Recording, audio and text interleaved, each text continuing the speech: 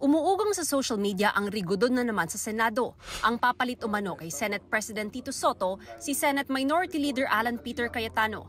Si Senate President Pro Tempore Ping Lacson, aminadong kung sino ang may numero, siya ang mananalo. Ngayon, sa pananaw ng aking mga kasamahan, nagkukulang din siya sa leadership. Laging ganyan naman sa Senate. Kung sino yung merong majority, kung sino yung merong 13, at least 13, pwedeng tanggalin yung nakaupo at palitan ng kung sino man yung merong 13. Si Senador Win Gatchalian itinangging may galaw para palitan si Senate President Soto. Ang Tindig Pilipinas na isa sa organizers ng Trillion Peso March, suportado raw ang kasalukuyang mayorya at tutol daw sa anumang galaw ng minority gaya ni Senador Alan Peter Cayetano na mag-take over bilang Senate President. Sa tingin ng grupo, kapag naging Senate President si Cayetano, maililibing daw ang mga anilay krimen ng mga Duterte sa isang biased at mapanlinlang na umano'y transparency.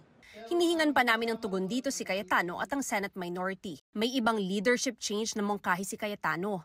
Dapat daw mag-resign na lahat, mula presidente, vice-presidente, senador at kongresista at magdaos ng staff elections bilang tugon sa anyay kawalan ng tiwala ng taong bayan sa gobyerno. Pero hindi raw pwede tumakbo ang sinumang incumbent official sa isang election cycle. Hindi naman daw kailangan galawin ang mga gobernador, mayor at barangay chairperson. Imbis na mag-people power pa raw, magsakripisyo ang mga people servant. Wala pang pahayag ang Malacanang, Kongreso at Office of the Vice President kaugnay rito.